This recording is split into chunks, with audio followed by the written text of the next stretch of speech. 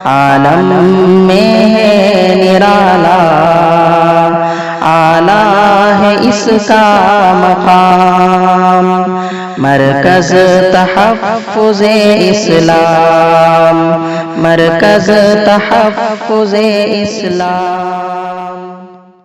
لا یفنی ولا یبید، اور اللہ رب العزت نہ فنا ہوں گے نہ کبھی ختم ہوں گے۔ نمبر 6، اللہ کی ذات ہمیشہ سے ہے اور ہمیشہ رہے گی۔ اللہ رب العزت ازلی بھی ہیں اور اللہ ابدی بھی ہیں۔ ازلی کہتے ہیں جو ہمیشہ سے ہو، اور ابدی کہتے ہیں جو ہمیشہ رہیں۔ اس پر ایک سوال ذہن نشین فرما لیں۔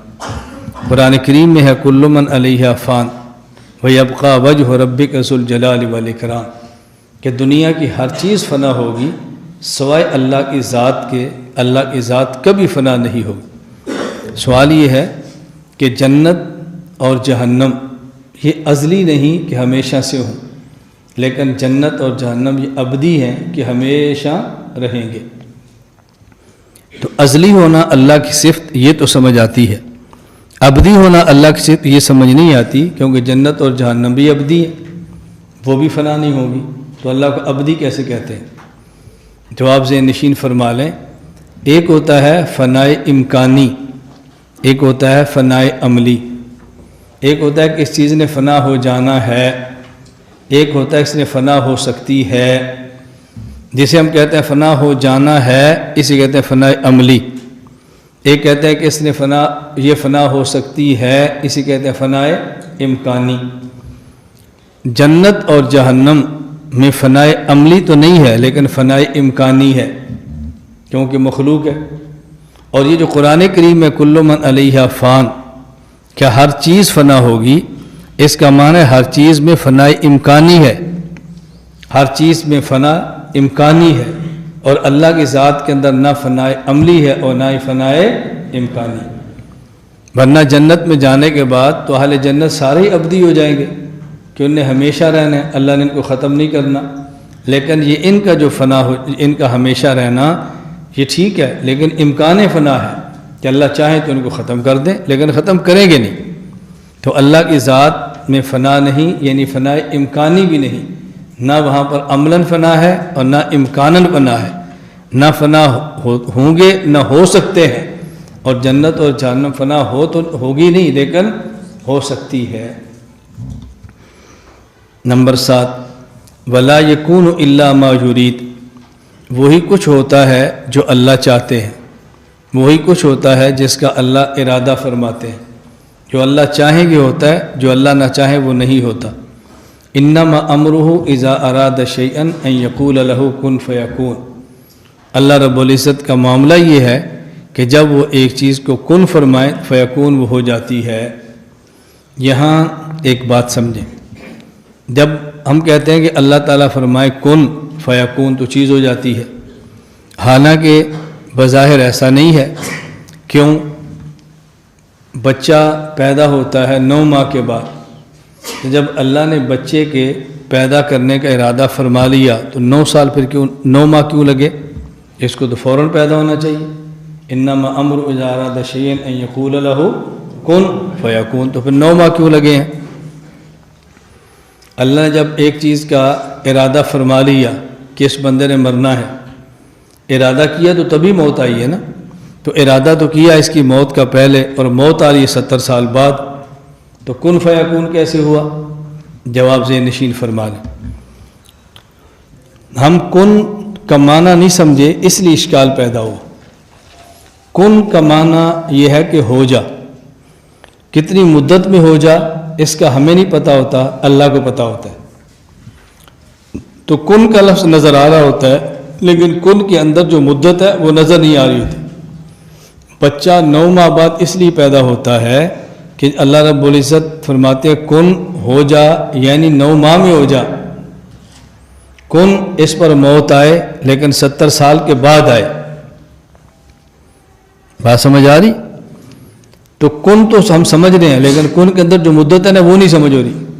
تو جتنی مدت کے لیے کن فرماتے ہیں کہ اتنی مدت میں ہو جا فیکون، اتنی ہی مدت میں ہوتا ہے۔ جب کن کا معنی ہو جلدی ہو جا فیکون جلدی ہوتا ہے، کن کا معنی ہو اتنے سال میں ہو جا فیکون اتنے سالوں میں ہوتا ہے۔ میں مثال دینے لگا ہوں بات سمجھانے کے لیے، یہ بات ہمیشہ ذہن میں رکھیں کہ سمجھانے کے لیے مثال دیتے ہیں کہ اس کے بغیر بات سمجھ نہیں آتی۔ اب دیکھو میں ایک طالب علم سے کہتا ہوں پانی لاؤ، اس کا مطلب کیا ہوگا؟ شام کو لاؤ یا ابھی لے آؤ؟ ٹھیک، پھل لاؤ، اب اس کا مطلب کیا ہوگا؟ میں تو سبق پڑھا رہا ہوں بھئی، میں سبق کے دوران کہتا ہوں پانی لاؤ، اس کا مطلب کیا ہوگا؟ ابھی لے آؤ۔ اور جب میں کہتا ہوں پھل لاؤ، اس کا مطلب یہ ہوگا کہ تم پھل لے کر آ جاؤ اور میں جب سبق سے فارغ ہوں گا تو پھر پھل کھائیں گے۔ لیکن میں نے یہ تو نہیں کہا کہ کب لاؤ، پانی بھی نہیں کہا کب لاؤ، لیکن جب میں نے کہا پانی لاؤ تو آپ خود سمجھ آ رہی کہ اس کا معنی ہے کہ ابھی لے آؤ درس کے دوران، اور جب میں نے کہا پھل لاؤ تو آپ اس کا معنی خود سمجھ رہے ہیں کہ اس کا مطلب کیا ہے کہ تھوڑی دیر بعد لانا، ہم کلاس سے فارغ ہو کر کھائیں گے، لیکن لفظ تو ایک ہی ہے نا کہ لاؤ۔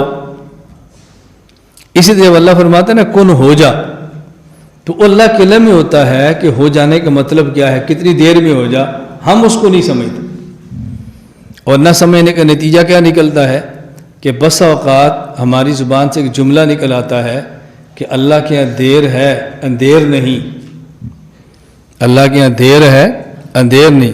دیکھو بیٹا محنت کرو، اللہ کے یہاں دیر تو ہوتی ہے لیکن اندھیر نہیں ہوتی۔ اللہ بندے کی محنت کا صلہ دیتے ہیں، بے شک دیر سے دیں لیکن دیتے ہیں، یہ بات غلط ہے۔ اللہ کے یہاں دیر بھی نہیں، اللہ کے یہاں دیر بھی نہیں، بس ہماری خواہش ہوتی ہے کہ محنت کا صلہ اب ملے، اللہ کے علم میں ہے کہ محنت کا صلہ 10 سال بعد دینا ہے۔ یہ 10 سال بعد آیا ہے ہماری منشا کے خلاف، ہماری منشا ابھی کی تھی، ہویا 10 سال بعد، تو ہم نے سمجھا کہ دیر سے ملا ہے، حالانکہ اللہ کے علم میں تھا کہ میں نے اس کو دینے ہی 10 سال بعد آئے۔ تو اللہ کے یہاں دیر بھی نہیں، اللہ کے یہاں اندھیر بھی نہیں، ان کے دینے کا وقت متعین ہوتا ہے، اور ہم جلد باز میں ذرا جلدی لینا چاہتے ہیں، اور ہماری سوچ کے مطابق وہ دیر سے ملا ہے۔ آپ نے یہاں سے جانا ہے کراچی، اور گاڑی آتی ہے 5 بجے، آپ کی چھٹی ہوگی 11 بجے، آپ نے جلدی کھانا کھایا، تیاری کی، اور سڑک پر بستر لے کر کھڑے ہو گئے۔ اب آپ کھڑے ہوئے 12 بجے، گاڑی نہیں آنا تھا 5 بجے، دھوپ بھی ہے، تھک بھی گئے، تو آپ کہتے ہیں گاڑی دیر سے آئی ہے آج۔ گاڑی نہیں دیر سے آئی، گاڑی نے آنا ہی 5 بجے تھا، لیکن آپ کا خیال تھا کہ جلدی ہے تاکہ میں جلدی پہنچوں، تو گاڑی تو دیر سے نہیں آئی نا، آپ کا خیال یہ تھا گاڑی جلدی آنا ہے، اور آئی 5 بجے، وہ وقت پر آئی ہے۔ اذا جاء اجلهم لا يستاخرون ساعة ولا يستقدمون، اللہ کے احکام وقت سے پہلے اور وقت کے بعد ہی وقت پر ہوتا ہے، لیکن بندے کی خواہش ہوتی ہے ذرا جلدی ہو جائے، اس لیے کہ بندہ جلد باز ہے، اس کے خیال کے مطابق دیر سے ہوتا ہے، اس لیے ہم سمجھانے کے لیے، حوصلہ دینے کے لیے کہتے ہیں اللہ کے یہاں دیر تو ہے اندھیر نہیں ہے، محنت کرو بیٹا، رزلٹ ملے گا، ابھی نہیں اگلے سال سے ہی، دیر ہو سکتی ہے لیکن اللہ دیتے ضرور ہیں نا، وہ دیر سے نہیں دیتے، وقت پر ہی دیتے، بس ہماری خواہش ہوتی ہے جلدی دیں، اور ہماری سوچ کے مطابق تھوڑا دیر سے آ گیا تو ہم نے سوچا کہ شاید اللہ نے دیر سے دیا ہے۔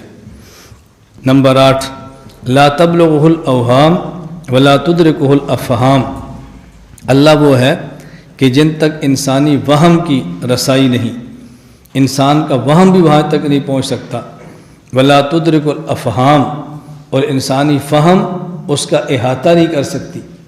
یہاں دیکھو 2 لفظ لائے ہیں، ایک ہے وہم اور ایک ہے فہم۔ فہم یہ صحیح فکر کا نام ہے، اور وہم یہ فاسد فکر کا نام ہے۔ انسان کی جو فکر صحیح ہے یہ اللہ کا احاطہ کرنا چاہے تو نہیں کر سکتی، اور انسان کی جو صحیح فہم نہیں ہے، فاسد ہے، محض خیالی سوچ ہے، وہ بھی اللہ تک پہنچنا چاہے تو نہیں پہنچ سکتی۔ وہم اور فہم میں اچھی طرح فرق سمجھ لینا۔ فہم کا معنی کیا ہے؟ دیکھو انسان سمجھتا ہے کہ میں آسمان کو دیکھ رہا ہوں، صحیح دیکھ رہا ہے نا، یہ فہم ہے، اور انسان خیالی پلاؤ میں آسمان کو عرش سمجھ کے دیکھنا شروع کر دے، یہ خیالی پلاؤ ہے، خیال ہے۔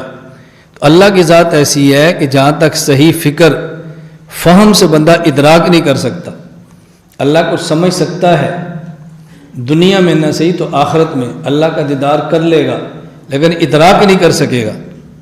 اور وہم ایسا ہے کہ وہ تو اللہ تک انسان کا وہم بھی نہیں پہنچ سکتا. یعنی دنیا میں انسان بعض چیزیں فہم میں نہیں لا سکتا، وہم میں لا سکتا ہے. کیا معنی؟ ایک ہے کہ واقعتاً انسان کے پاس غریب آدمی ہے، غریب آدمی، اور واقعتاً اس کے پاس کوئی 15-20 ارب آ جائے، 15 واقعتاً آ بھی جائے اور بندہ سمجھتا بھی ہو میرے پاس 15-20 ارب ہے، تو یہ فہم ہوگا نا. یہ کیا ہوگا؟ فہم. نہ ایک امیر آدمی ہے اس کو 15-20 ارب ہو اور وہ سوچے میرے پاس 15-20 ارب ہے، تو یہ کیا ہے؟ فہم. اور ایک غریب آدمی جس کے پاس 1 روپیہ بھی نہیں، وہ اپنے خیال سے سمجھتا ہو کہ میرے کمرے کے اندر 20 ارب پڑا ہوا ہے، یہ کیا ہے؟ وہم. اللہ کی ذات ایسی ہے کہ وہم کی تو وہاں تک رسائی نہیں ہے، اور فہم کی رسائی تو ہے لیکن احاطہ نہیں ہے. بہت اچھی طرح فرق سمجھ لو. لا تبلغ الاوہام ولا تدرکہ الافہام. وہم کا معنی فاسد خیال. یہ انسان اس کے ذریعے اللہ تک پہنچنا چاہے تو نہیں پہنچ سکتا. یہ کیوں سمجھا رہے ہیں؟ کہ دنیا میں ایسی بہت ساری چیزیں ہیں کہ جس کا انسان اپنے وہم اور خیال فاسد کے ذریعے کوئی نقشہ بنا لیتا ہے.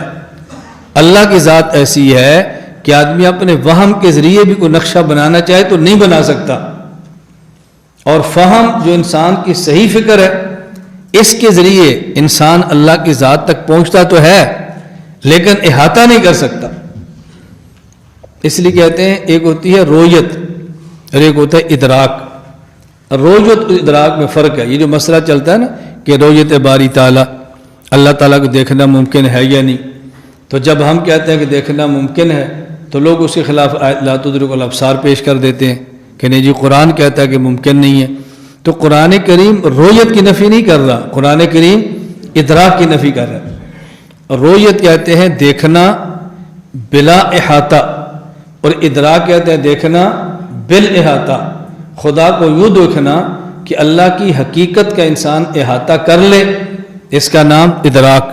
اور اللہ کو یوں دیکھنا حقیقت کا احاطہ نہ کر سکے، اس کا نام ہے رویت. رویت تو ممکن ہے، ادراک ممکن نہیں.